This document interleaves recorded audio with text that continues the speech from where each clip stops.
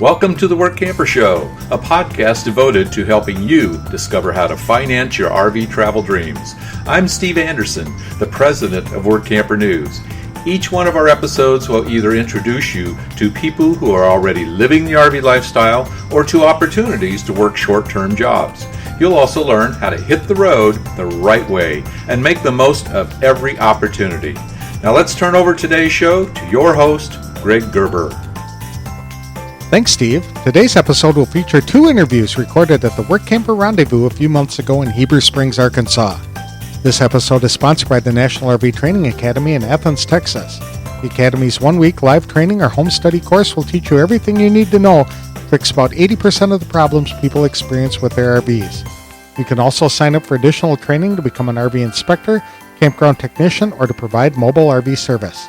For more information, visit www.nrvpa.com.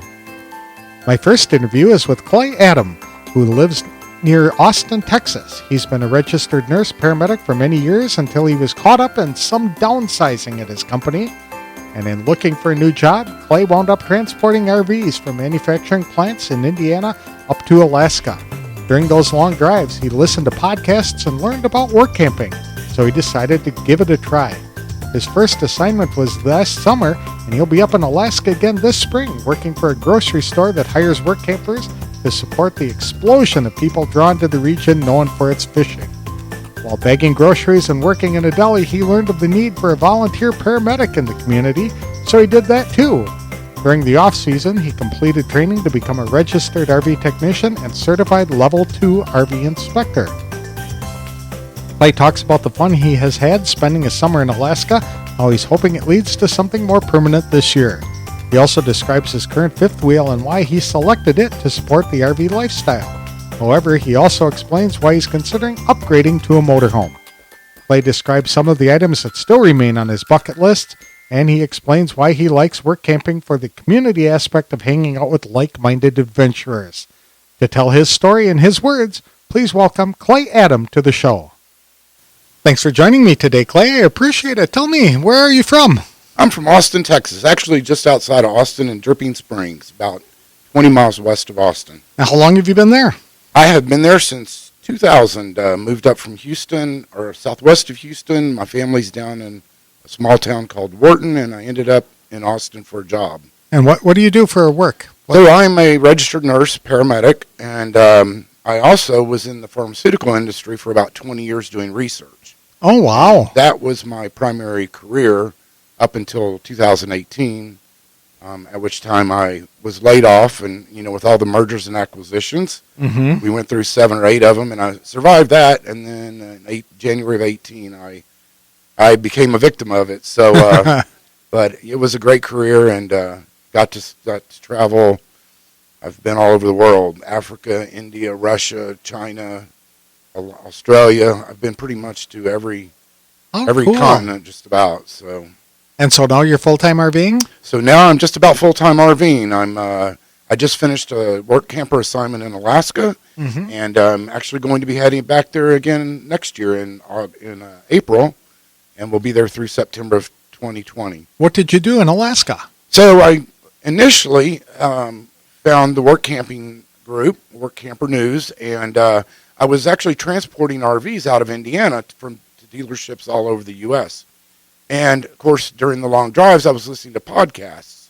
And I actually heard about Workamper News through a podcast. And so after investigating it, I found a job there in Alaska.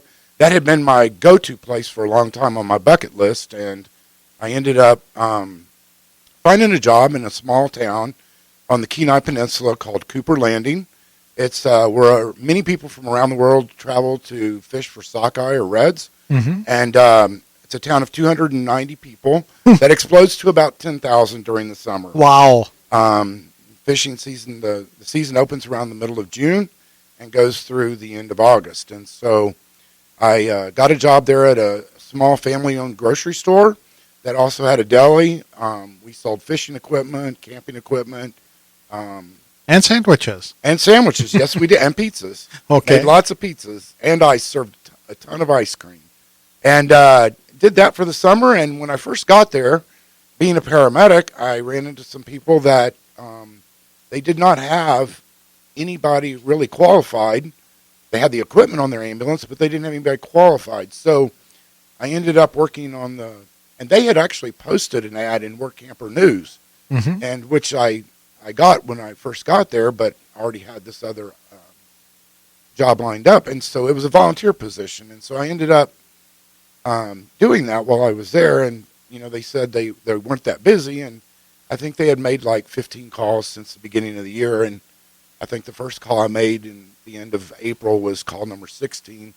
And I think when I left, I had over 100 calls. Oh my goodness! So yeah, it was a much busier adventure, but it was fun. It was exciting. The people there were phenomenal, and the landscape is absolutely amazing. Once they determined that there was an experienced medical professional available on the ambulance, then everybody took more risks, right? Something like that, absolutely. Super. And so you're done with that assignment, and now you're heading back to Texas for a while? I am. I'm back in Austin, or in the Dripping Springs area. Actually, I'm an RVIA registered technician and a certified level 2 RV inspector. And so I'm doing RV inspections and have been staying fairly busy doing that. And also I do finished carpentry work. I have a jack of all trades, so doing some finished carpentry work and filling in my spare time with that. And then we'll be headed back to Alaska in April of 2020. As soon as the snow melts. You got it. As soon as the roads are clear, I'm headed back. Okay. Sounds like you're going to make that your summer home for a while. Absolutely. I fell in love with it. Several years ago, I took a cruise to Alaska, and I thought, man, this would really be great if I could do it by, drive on land rather than by boat. And so that was on my bucket list for a number of years, and being able to go this last year, I really did fall in love with it. And my goal ultimately is to find a cabin somewhere up there and eventually potentially move up there and live half the year in the lower 48. What kinds of things have you found interesting to do in Alaska? It's unlimited outdoor activity. It's an adult's playground, essentially. Love to fish, canoeing, boating, anything, hiking. In the area where I'm at, there are 22 renowned hiking trails throughout the peninsula there's glaciers that you can climb. There's just about anything and everything outdoors. Mm-hmm.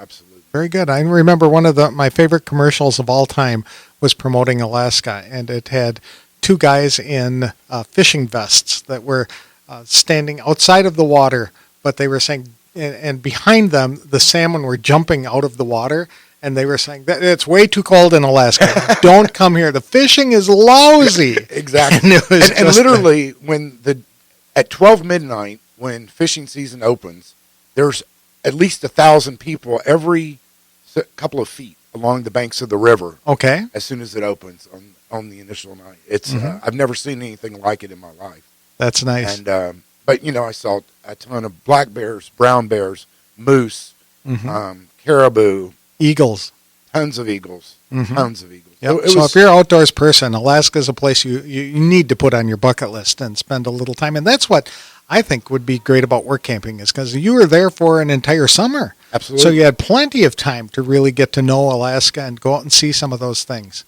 I worked 5 days a week, but on my 2 days off, I got to go to places like Homer, the halibut capital. I went down to Seward, which is where the cruise ships come in, but also a ton of fishing. The Portage Glacier, all types of glacier activity, and being able to do hikes and I remember tours. Going out in one of those, it was kind of like a shore cruise kind of thing, where they went and took you to the base of one of the glaciers, and you're passing all these little mini icebergs, and the blue color in the ice, it's hard to describe. Mesmerizing. Yeah, right, no, it is. It really is cool.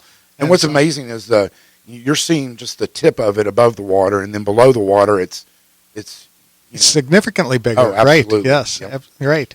What kind of rig do you have? So I have a 40-foot Sandpiper, Forest River Sandpiper fifth wheel, and I'm actually, when I leave here, I'm headed to Burnside, Mississippi, to the Van Lee plant. The sister company of Tiffin to potentially look at purchasing a Beacon as my next rig. And so that would be a motorhome? It would be it's a fifth wheel. It is. I'm sorry. Yep, no, okay. It's all right. So yeah, I'm looking to do that and take that back to Alaska next year. So what do you like about fifth wheels? I like it because number one, I have a significant amount of room. My current rig has 6 slide outs, so it gives me a ample square footage. Being able to pull the rig with my truck, I have that ability to disconnect at any time and have my vehicle to move around whenever. It's been just gives me the freedom to really get out there and explore with the amount of real estate that I need for storage, to move around and things like that. You bring any toys with you? I didn't this time. I will next year. What would you bring? Well, a lot more fishing equipment, that's for sure. I didn't bring much this last year because I figured I'd be working and wouldn't have time, but that's definitely a necessity. Didn't bring my bike, mountain bike, and I would do that as well. And possibly a canoe to float down the rivers. Okay, very good. So you've been out on the road by yourself for a while. I have. I'm solo work camper. Yep. Okay, super. And no problems with that? Not at all. Yeah. Matter of fact, I've met some of the most amazing people on the road. Once I found Workamper and the program, the people that I met have been absolutely amazing and so friendly, so nice. I was in Liard Hot Springs on my way back from Alaska and ran into several couples that were also coming back from work camper assignments. So, you can find us everywhere, and it's almost like a small family, and we're really scattered across the country. And so you've made a lot of friends that way? I have, yeah? absolutely. That's neat. Yes. That's neat. Everybody else sharing common experiences, even around the campfire, if not with each other. You got it. Yeah, super. So what's on your bucket list? What kinds of things would you like to be doing? Wow, that's a good question. I've been very fortunate. I mean, having the career that I had gave me the freedom to travel around the world. I've been to almost all 50 states doing that same job, but it was literally flying in and flying out. And I really haven't had the opportunity yet to travel in my RV to many of the states that I have been to, when I was working. And so I think that I would really like to, once I finish my next work camper assignment, go on the road, because I don't consider myself full-time right now because I'm only about half-time. But I think maybe next year switching over to full-time, and I'm actually in the process of selling my sticks and bricks home to facilitate that. And so getting out on the road and exploring the other states that I haven't been to, especially out on the East Coast and the Carolinas, the Tennessee Valley, and places like that. So it'd be summer in Alaska, winter in Florida kind of thing. You got it. There you go. That's quite, you're getting frequent flyer miles for that thing on your RV, right? You got it. Super. When you're looking at other type of work camping jobs, are there any that are appealing to you? You said you're an inspector and a technician already, so you could work anywhere, right? Absolutely. I mean, fortunately, I have quite a few skills, being a registered nurse, a paramedic. I do finished carpentry work, so being able to get out on the road and maybe working in an RV park, doing maintenance type of activities. Like I said, this last year I was in a commercial establishment, a grocery store. But I was also able, while I was there, to utilize my carpentry skills. And so all of those skills came into play. So really any job, even at an amusement park, would be glad to, I think one of my key assets is being able to interact with the people, and really develop friendships and relationships. And I met so many amazing people working at the grocery store from all over the world, from Australia, from Germany, from Austria, and even still communicate with them today. Well, that's neat. So, as a registered nurse, would it be feasible, let's say, for somebody who is in that similar position to find work just about anywhere? Yes. So in Texas, we are part of what's called a compact license. So there's compact states, which your license is valid to work in like 20-something states. So I could essentially find like a 13-week traveling nurse assignment, say in Colorado, and then travel to Colorado and work 13 weeks at a particular facility and then move on to another. Well, that's interesting. That is an option. Well, it's a non-traditional work camping job, but it sounds like probably a heavy demand for that type of thing. I would imagine, depending upon if you're following the snowbirds or not. You got it. And matter of fact, when on my way back, I stopped in Wyoming and ran into several traveling nurses, and I've actually run into some traveling nurses here at the Workamper Rendezvous. Oh, really? So that are actually looking to do work camping and travel nursing at the same time. Okay, that's neat. Yeah. And so I know that many hospitals are looking for workers, and I was assuming there were probably some sort of program like that, visiting nurse service. Sure. Or not visiting nurse service, but visiting nurse kind of thing where you can go in and work for a facility for a while. And I think especially on like reservations and things like that, where they might not see a lot of medical care all the time. So it'd be nice to have some kind of people like that who are experienced in nursing or as paramedic or emergency medical technician. Absolutely, yes. As a matter of fact, many of the rural communities, especially in some of the more scenic places where they have a big influx of tourists in the summer, really need the additional help. And so that's where the work camper or the traveling nurse assignments come into play. Very good. Would you give any advice to somebody who is contemplating becoming a work camper or an RVer? So I would say set a goal, set a timeline, make sure you've got a good rig that's reliable, that you set up. If you still have a home, make sure that you have that covered while you're gone, and then set your goal and really work to achieve it. And I can't tell you how rewarding it has been for me, meeting new people, the travel, the scenery, and I have my photo album has grown tenfold in the last 6 months. Have you found enough resources to help you along the way? Yep, absolutely. There's numerous social networking blogs and things to help you get started. Workamper News, the website is phenomenal with regard to resources that are available. So, I mean, the resources are out there. Contact you can get out there and just reach out for anybody who's done it and speak to them, and they can really give you a lot of insight. That's great. Well, thank you so much, Clay. I really appreciate you taking time to talk about your experience. Well, thank you so much, Greg. Have a great day. People like Clay Adam will never be short of opportunities to support the RV lifestyle whenever he wants to travel. Hospitals all over the country are looking for registered nurses to work short-term assignments. Amusement parks, water parks, and even local communities are always looking for people trained in emergency medicine. And regardless of where he goes, he can inspect or fix RVs on the side. That makes Clay Adam a very versatile and employable work camper.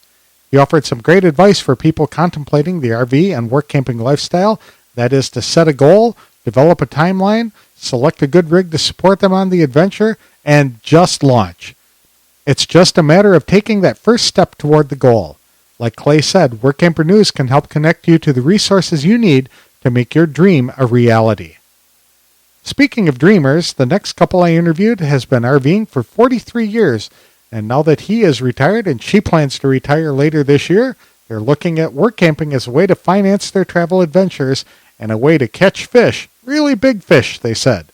Bill and Becky Brown call Carlsbad, New Mexico home.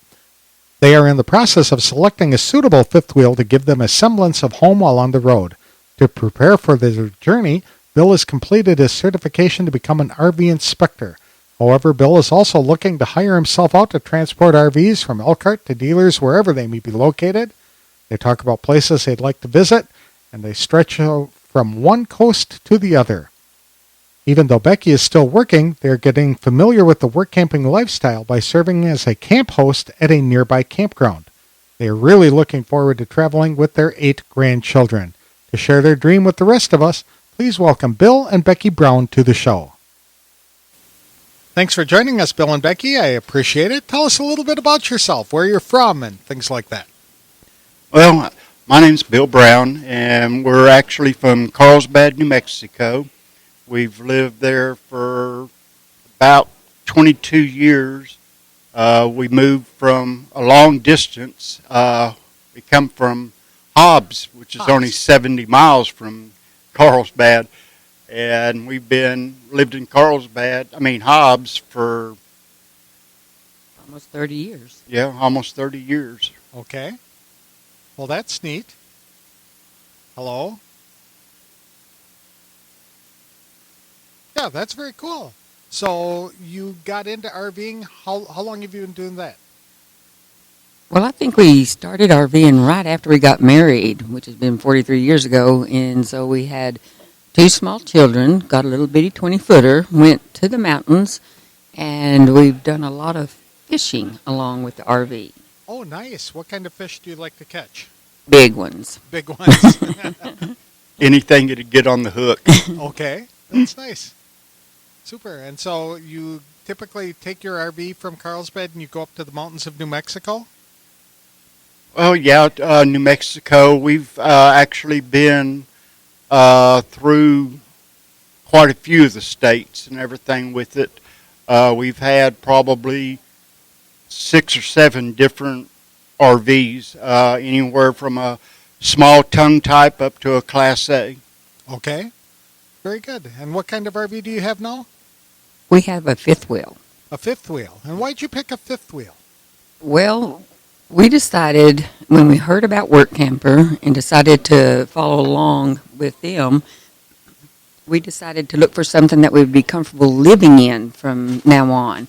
And we've had all of them, so we looked at them, and the 5th wheel just feels more like a home to us. It does, doesn't it? It does. Mm-hmm. Has a washer and dryer in it, has everything we could want in it. Right. That's one of the most commonly asked questions for people who are just starting out in the lifestyle is, do I get a motorhome or do I get a 5th wheel? And I guess the rule of thumb is if you're going to be motoring more than your home, you get a motorhome. If you're going to be at home more than you're motoring, then the 5th wheel is best for you. So Well, would you say that? I like a 5th wheel because we can have a vehicle. We can leave our trailer there and then take the vehicle and go around touring all different places that we've gone to so we can look and see what we like there. Mm-hmm. Very good. What kinds of places, well, let me take that back. You're here learning to be a work camper, and what attracted you to work camping? We love to travel, and we're at the age now where my husband's retired, and I get to retire in about a year from now. And we were looking at ways to travel, and Workamper hit just the right spot where you can work and travel, go where you want, when you want, and stay as long as you want. What do you do for a job now? I work at a waste isolation pilot plant in Carlsbad, New Mexico. A waste isolation power plant. Pilot plant. Pilot plant. Yes. Okay. Where all the nuclear waste throughout the United States is being transported there, and we're burying it underground. Oh my goodness, that sounds like a challenging job. It's a lot of fun. Mm-hmm. Neat. And so I understand, Bill, you've gone through some training to learn how to be an inspector. Yes, sir. I went through to the Big Red Schoolhouse in Athens, and the Coopers and everything. Done a great job. I love their format that they put on and their training, and I have become a certified inspector. We are on our way back from rendezvous and everything. When we get back, I've already got everything set up that we are going to go ahead and open our business at that time. Okay. And the business meaning the inspection business. So that's what you're going to do to support your lifestyle? Well, I'm going to be doing the inspections, repair, and transportation of them. Oh, that's right. Okay, so you'll be making that frequent trip all the way back to Elkhart, Indiana, picking up something and towing it back. Probably. Probably. That's good. Have you done transportation before? I used to drive cross country, so okay. I'm kind of used to it. You're familiar with it. Very good. Very good. And when you get into work camping jobs, are you going to be joining him on the road then? Oh, Becky? yes. Okay. Yes. So the two of you will drive to Elkhart and then tow the RV back to the dealership, wherever Right. it's going to be. And it might be, towing it to California or whatever the case is. Right. Okay. Are you planning to spend a specific amount of time in an area, or are you just looking to move wherever the spirit leads you? wherever the Spirit leads us. Okay. Yeah, wherever the wind blows. There you go. Are there any parts of the country that you are looking forward to spending some time in? Oregon, Rhode Island. I'm going to just try different things I've not been to. Okay. Rhode Island shouldn't take you more than 30 minutes to get through that. Right? Right. Actually, it is a pretty little community, and I remember being surprised at the historical things. If you're into history, Rhode Island is really neat, and one of the best dinners I ever had was at a little cafe along a stream in Rhode Island. They had like a mill or whatever it was that had been converted into a restaurant, and that was really neat. Cool. Yeah. I've super. worked with some people who came from Rhode Island, and he talked a lot about the place, and it's made me really want to visit there. Mm-hmm. That's right. It's also a good time to visit in the fall, about now when the fall foliage comes out. And New England is just awash in colors at that time. It's a very good need. Do you guys like history? Yes. Oh, yes. Okay. Then that's a nice area. If you're into the Revolutionary War and everything that's associated with that and the founding of the country. Lots of historical places. We're very close. So if you just set up a base camp somewhere, you can hit up all the places in Washington and in Philadelphia and Boston. That's all within that range. Valley Forge is out in that area. So, yeah, good for you guys. My sister is a history teacher, and she is constantly telling me, oh, you need to visit this place for this and that place for that. So I'm looking forward to a lot of that. Mm-hmm. So when you are on the road and you're work camping, you're going to be doing the inspections when you can, but you're also going to be transporting, which means that you'll be picking up and taking the RVs to a different location, and then do you plan to just return back to Elkhart at that point, or do you plan to spend some time in that area for a while? Well, we really plan on trying to spend time where we will be, because we will also be doing the work camping there also. And I don't really want to get where I'm doing nothing but the transportation. Okay, very good. What kind of work camping jobs appeal to you? A little bit of everything, because currently we are the camp host at Queen Cafe and RV in Queen, New Mexico. And there he takes care of the RV park, and I help out in the store and in the cafe part. We do the cooking, everything.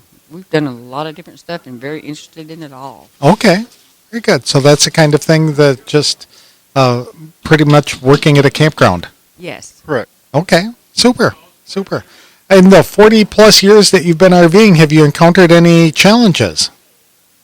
Well, actually, here about a month ago, when I was going to one of the classes in Athens, I was going down the highway, and I had an 18-wheeler decide he wanted my lane, and it was right by the concrete barriers. Ouch. And I didn't have any place to go but into them. So, and we've got a brand new 19 model fifth wheel, and it ain't quite as brand new now. It's not quite as brand new now. Did it incur any serious damage? It tore up the side pretty good, about a 6-foot area. Okay, very good.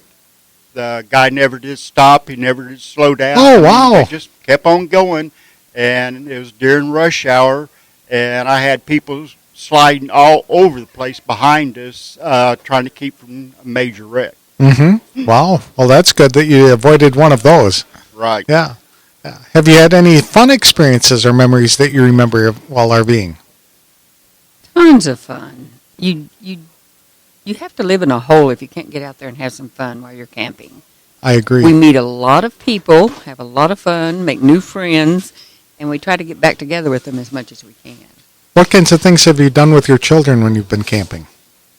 Fishing, hunting. Fishing. Okay. Hunting in the Amusement cold. parks. We've taken them all over the country when they was still young enough and everything to enjoy it. Mm-hmm. And now we take our grandkids as much as we can. Oh, that's neat. How many grandkids do you have? 8. 8. My goodness, everybody can have a week with Grandpa and Grandma. A couple of times every year. That's neat. They'll go out and plan their own adventures. Yeah, and what's really nice about it is we all live in the same town. Mm-hmm. Oh, well, so everybody sees each other, and you get to spend a lot of time with them. That's Yes. good. That's good. Do they have an RV as well? Any of your kids? Our daughter has a little fifth wheel, yes. Okay, super. Our son is looking to get something. He just hadn't made up his mind yet what he wants. So do you do things together with your kids in their RV? Everybody yes. in their own? Oh, yeah. Mhm. We're a close-knit family, and we spend a lot of time together. That's nice. So at Rendezvous, what'd you learn this year? Oh, my. So much. It is so interesting, and I'm so excited to get, well, I'm very excited to get retired and get out there and have some fun and meet more people. Right. And the ambassador program is awesome. We just learned about that. Mm-hmm. And the ambassador program means that you can get rewarded for recruiting members for Yes. Workamper. Mm-hmm. Right. Yeah, we have actually signed up for it. We talk about it all the time to people, especially at work. Everybody's interested in it, and we thought, well, why not? Right. You're talking about it anyway. Mm-hmm. I think a lot of people are dreaming about this. Yes. Would you have any advice to people who are dreaming about it? Go for it. Go for it. Don't be afraid. Mhm. Don't let anything hold you back. Go for your dream. Did you have any preconceived ideas about RVing before you started that you found that weren't as bad as you thought it might be? Well, for me, no, because my parents had RVs too, so RVing is a part of my life. And Okay. it's wonderful to get out there. You don't sit behind a TV. Right. You don't sit there watch your kids playing games. You get out, you have fun. You get out, ride your quad runners or your Mhm. side-by-sides. They learn so much, and it's just a lot of fun. I agree. Screen time is a big problem for kids today, and so RVing helps alleviate that by giving them an opportunity to go out and experience life that we probably enjoyed. Yes. You might be a year or two older than I am, but still, you go out and play until the streetlights come on and then come back home. That's right. Yeah, so that's nice that you're able to bring that to your grandchildren and let them enjoy that as well. So what's next on the horizon? Retirement. Retirement. That's right. You're counting the days I until you am retire. counting the days. She's- I work at a great place, and I enjoy it.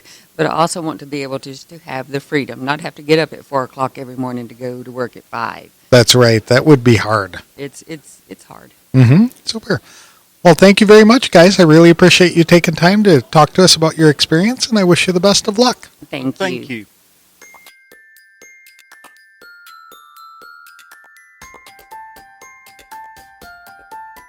I like Bill and Becky Brown's story because they know that retirement is right around the corner, but they don't want to quit working and just do nothing. They really want to explore the country and share some of those experiences with their children and grandchildren. They're doing it right by preparing now for the adventure.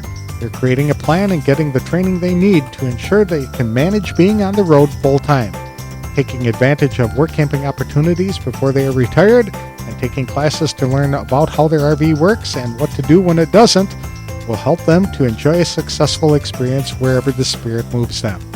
With several opportunities already available to them, they'll have even more options once they are both formally retired, and I wish them the best of luck.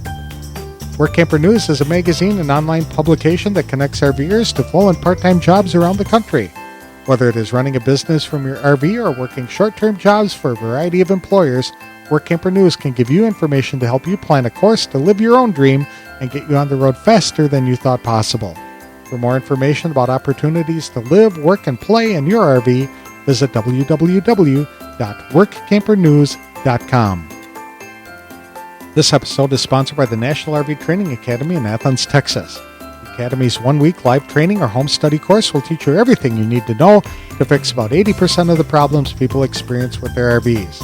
You can also sign up for additional training to become an RV inspector, campground technician, or to provide mobile RV service. For more information, visit www.nrvpa.com. That's all we have for today's show. I'd like to thank Clay Adam as well as Bill and Becky Brown for sharing their stories with us today. Next time, we'll talk to a company that's looking for work campers. Perhaps it will be just the opportunity you're looking for. Thanks for spending time today with me on Work Camper Show.